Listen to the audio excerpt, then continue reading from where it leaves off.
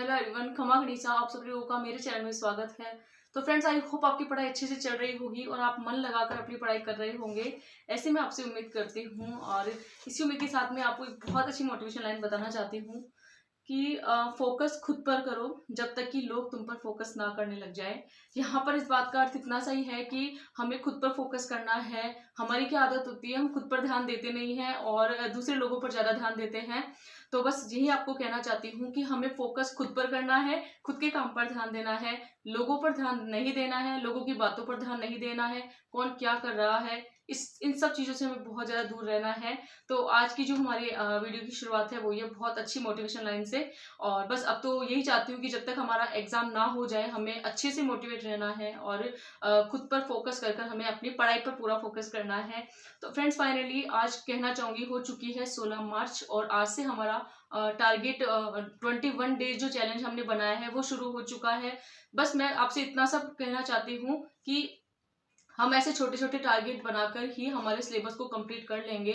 लेकिन अब आपको एक बात का ध्यान रखना है, आपको आज ऐसे सोचना है कि आज का जो मैंने चैलेंज लिया है या फिर आज का जो डे फर्स्ट है हमारा स्टडी करने का, इसमें हमें क्या करना है कि इस तरह से सोचना है कि जैसे ही 21 डेज कंप्लीट होंगे तो इसके नेक्स्ट डे हमारा एग्जाम है। इस तरह से हमें तैयारी करनी है और जी तोड़ मेहनत करनी है, क्योंकि हमको लगेगा कि हाँ 21 दिन बहुत कम दिन है, इससे ज्यादा हम पढ़ाई कर सकते हैं। लेकिन टारगेट हमें छोटे छोटे बनाने हैं। जिस तरह से हम पूरा सिलेबस होता है उसको एक साथ नहीं पढ़ सकते, उनको टुकड़ों में बांट कर पढ़ते हैं, ठीक उसी तरह से हमें हमारा जो टारगेट है, हमें हमारा जो भी 21 डेज का हमने जो चैलेंज किया है उसको हमें पूरा करना है। और किसी को लगता है बहुत किसी को हो सकता है ये दिन बहुत ज्यादा लगे टारगेट वाले, किसी को लगता है बहुत कम लगे। लेकिन कहना चाहूंगी थोड़ा सा वो कहते हैं ना कि कठोर डिसीजन वो हमें लेना ही पड़ेगा। और 21 डेज का जो हमने टारगेट बनाया है, कहती हूँ मैं अच्छे से कि हाँ मुश्किल है हमारे लिए लेकिन नामुमकिन नहीं है। इसकी हम शुरुआत कर रहे हैं आज से। और बस आपको यही कहना चाहती हूँ, अगर आप सेकंड ग्रेड एसएसटी सब्जेक्ट की तैयारी कर रहे हैं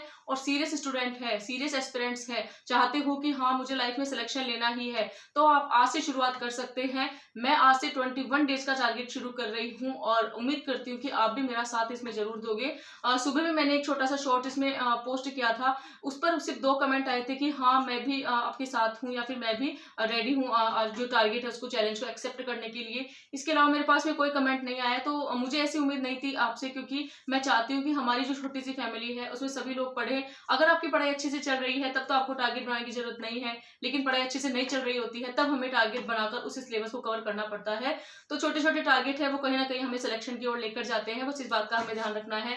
तो फ्रेंड्स, स्पेशली आपको कहना चाहूंगी कि हमें हमेशा क्या होता है कि हमें ना हमारे अंदर कमियां नहीं देखते हैं और दूसरों के अंदर कमियां हमें दिखाई देती है। ये हर एक इंसान की आपको कहानी बता रही हूं मैं, कि हम सोचते हैं कि हाँ उसके अंदर ये कमी है, मेरे अंदर सारी अच्छाई है, लेकिन ऐसा नहीं होता है। हर किसी इंसान में कमियां भी होती है, खूबियां होती है। बस कहना चाहूंगी कुछ कमियां हैं उनको हमें अपनी कमियों को हमारे अंदर ढूंढकर हमें उसमें सुधार करना है। जैसे कि एस्पिरेंट लाइफ आपको बताऊं कि अगर आप तैयारी कर रहे हो और आप सुबह लेट से उठते हो ना, तो आपकी सबसे पहली कमी यही है कि आप सुबह लेट से उठ रहे हो। तो आपको थोड़ा सा जल्दी उठना है, अपनी दिनचर्या को ठीक तरह से आपको बिठाना है। हर एक व्लॉग में आजकल मैं क्यों बोलती हूँ, क्योंकि आपको ये लगना चाहिए कि हाँ मैं एक एस्पिरेंट हूँ, मुझे तैयारी करनी है, मुझे सिलेक्शन लेना है, अपने माँ बाप का नाम रोशन करना है, या फिर इस समाज में मुझे अपनी एक पहचान बनानी है। इन सब बातों को ध्यान रखने के लिए हमें थोड़ा सा खुद को बदलना होगा, खुद के अंदर परिवर्तन लाना होगा।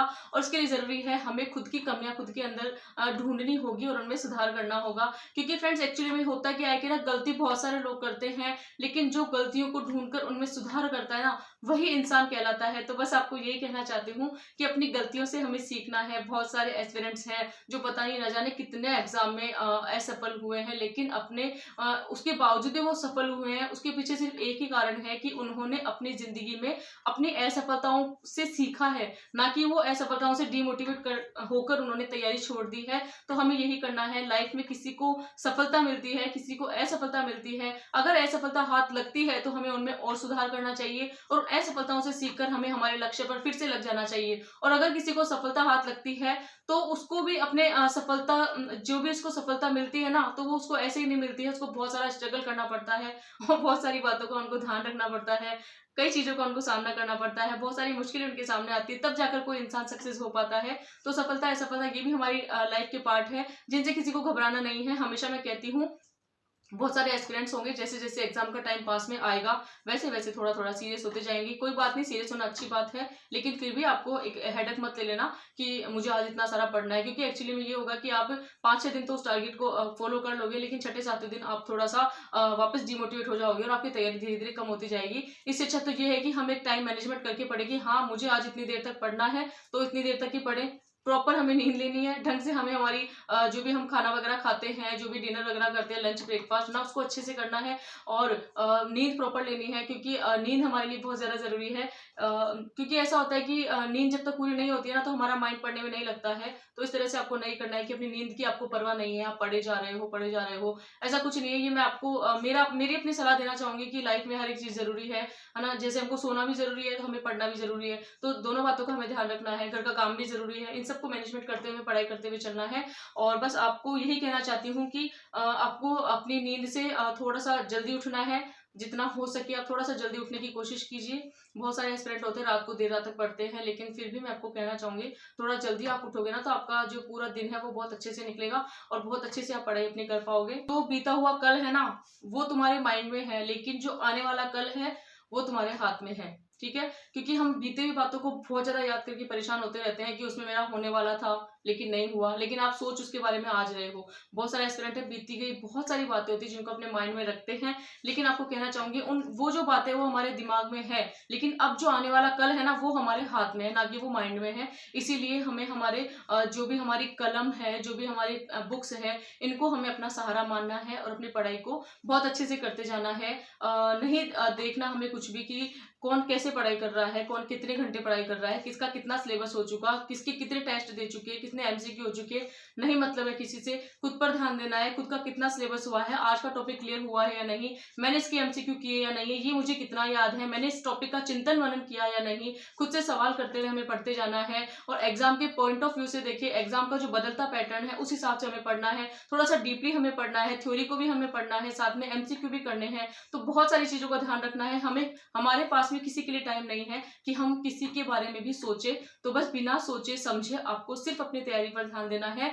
और आज का जो हमने टारगेट बनाया है 21 दिन का चैलेंज जो हमने लिया है आपस में, तो आप भी मेरी यूट्यूब फैमिली का हिस्सा हो और अगर आप इस टारगेट में शामिल हो, सेकंड गेट एसएसटी सब्जेक्ट से तैयारी कर रहे हो, तो आप लोग मेरे चैनल को लाइक शेयर एंड सब्सक्राइब कर सकते हैं।